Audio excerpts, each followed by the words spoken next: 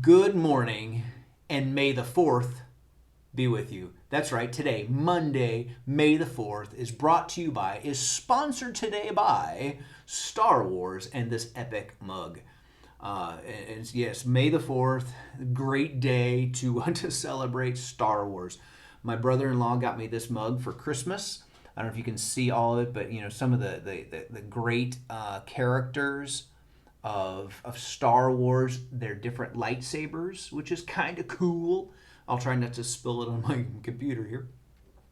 But what's cool is you can tell that I poured this cup not too long ago because when it's cold, you can't see the lightsabers, but when you put hot coffee or something in it, it will ignite, which is kind of cool. So if I talk too long, you'll be able to tell that because we'll lose the lightsaber here, or if I finish the coffee. But what's kind of cool is that to celebrate May the 4th, Star Wars Day, you get it, May the 4th, May the 4th, you get it.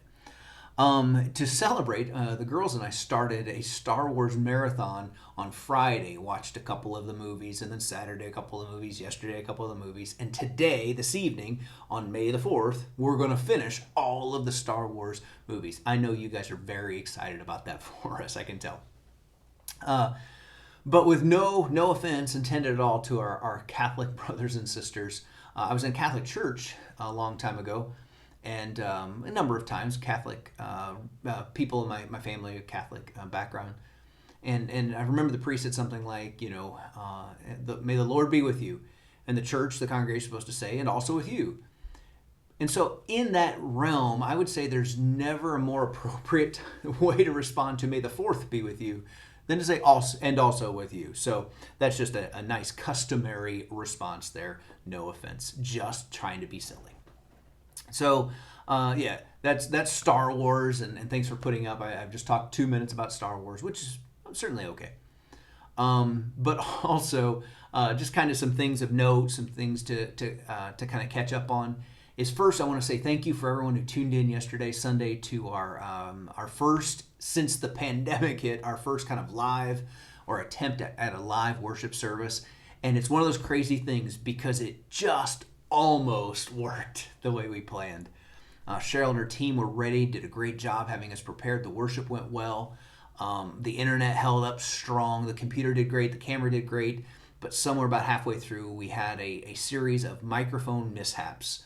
And just it took a few minutes to kind of get that figured out and fixed, and that's okay. It's okay that it didn't necessarily at the end become all that we had hoped for, but I'm a big believer in try new things, and so we had always intended to try a live opportunity, and I think more than not it worked, and we're grateful for that.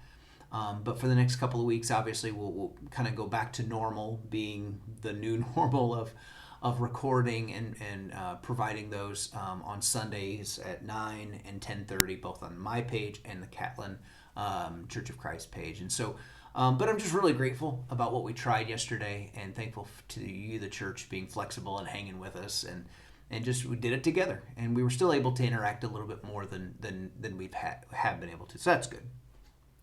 A couple other things that I want to share, just kind of call it a Monday check-in, kind of some news and notes. Is want to let you know is that again on Thursday, this coming Thursday, will be Thursday Night Live at 7 o'clock, right on my Facebook page. And last week was really cool because Emily joined me, and it was a ton of fun. I don't know if it's fun for you guys, but Emily and I had a great time doing that. Just kind of talking back and forth. I still want to edit the video of just all the goofy looks she gives me when I say something dumb, which is a lot of fun. But that was last Thursday. But what I'll let you know is this Thursday, big deal. Another celebrity is coming. Is that Emma, our daughter, is making her Facebook debut on Thursday Night Live this week. She asked if she could come on, and she said you guys could ask her questions and she would answer that. So the three of us will be here, and so we're looking forward to that. It's going to be a lot of fun and enjoy it. And so again, have some questions ready for Emily and for Emma, and you can ask me if you want. But I'll be truthful. One of the things I've really appreciated about Facebook and Thursday Night Live is that I don't know whether it's been encouraging to you or not.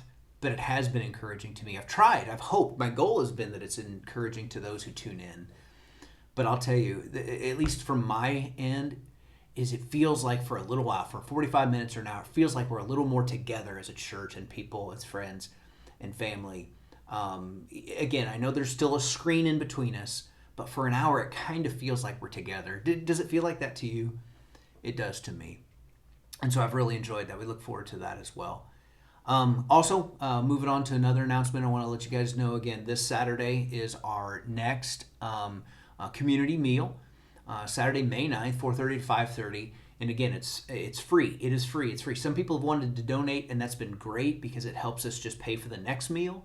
But it is a free meal. We're not asking for anybody to have to pay anything or feel like they should. It's free. It's a gift. And so you can either pick that up or have it delivered. But when you call the church or when you reserve, you either need to call the church or go to the Catlin Church of Christ Facebook page and find the community meal announcement and reserve a meal there. But it would be best if you would call the office, 427-2166, and let us know how many meals you'll need, who will be picking them up, or if you're going to have them delivered, give us the address and maybe which door to go to, front door, back door, whatever, just so that we kind of make sure that we have that ready, and give us a phone number so we can call you if anything changes. So that's coming this Saturday. We're really looking forward to that. And so one other quick kind of announcement is that also this Sunday we're going to get back to normal, kind of. And what I mean by that, as I kind of mentioned a minute ago, is that 6 or 7 weeks ago, normal would have been meeting together in pews. But what I mean now is get back to normal. Is that again, we're going to have our services drop, like I just said a minute ago, at 9 and 10:30 and in those places. We're going to encourage people to be sharing those and tuning in and interacting. We'll still have people that we can talk and interact through Facebook and all of that. But we're looking forward to that.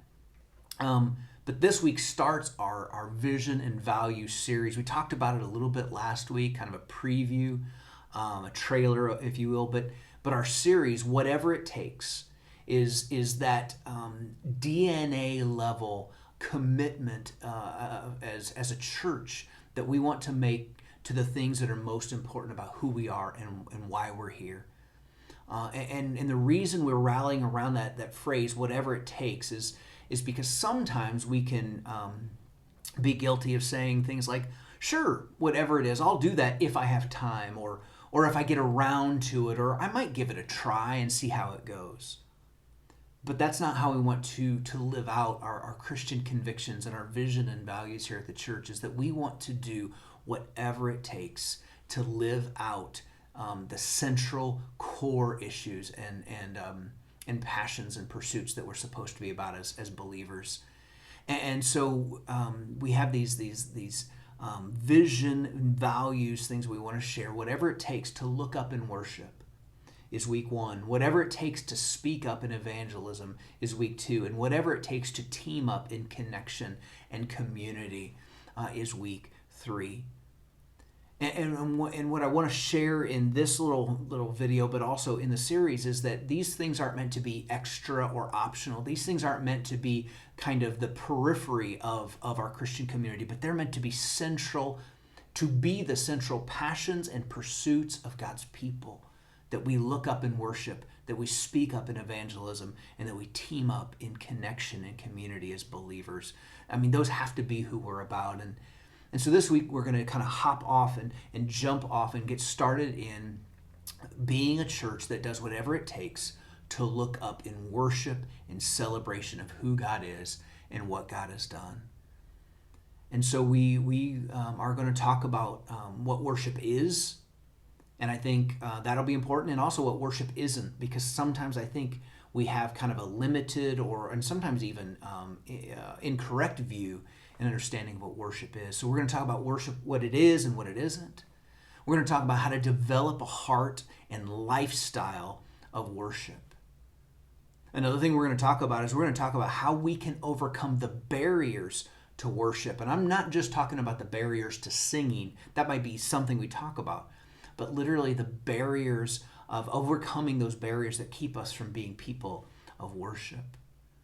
We're going to talk about how we can be and become a church committed to doing whatever it takes to looking up in worship. And so I'm going to probably drop some questions along the way this week as we get ready for Sunday. But I can't tell you how excited I am. Looking forward to this series. It was already on the calendar before the pandemic hit, but how appropriate that in a season when we're trying to ask and answer the question of what is the church, what's the nature of the church, we're being reminded of the nature and the values and the vision of the church. So thanks for hanging out with me. I appreciate that very much. I hope you're well. I hope you have an incredible May the 4th. Maybe check out hey, it looks like I'm almost done. The lightsabers are going down. Check out a Star Wars show today or something, or post a meme, whatever. Or roll your eyes at me, those of you who are non-Star Wars fans. But I hope you're well. 3 encouragements, and then I'll be done. First thing is I want you to just reach out to us if you have a need or a concern, or you're aware of a need or concern that someone in your neighborhood or your area might have that we might be able to meet. And so I'd like you to reach out to us if we could be praying for you. Second thing I want you to do is reach out to others this week. Continue to make this a part of your life, not just during a global pandemic, but just through our life as believers in the world that God has left us in, is that we would reach out to others to serve them and encourage them and help them in whatever ways we can. Reach out to someone today. Reach out to someone this week and serve them. And then finally, reach out with the gospel. Reach out with the gospel. God has not left us as his believers here just to pass the time. He has left us here to pass the word, to get the word out, the gospel out. So tell someone today. Tell someone this week. Have a meaningful spiritual conversation with someone this week. Pray for someone's salvation this week. Invite someone to check out the services this week, and share the sermon with them and the video with them, and invite them to come and watch it with you. Do something this week that invests in the kingdom. And so reach out to us, reach out in service, and reach out with the gospel. And we look forward to seeing you on Thursday and then Sunday. But until then, may the 4th be with you and also with you. Love you, church. Talk to you later.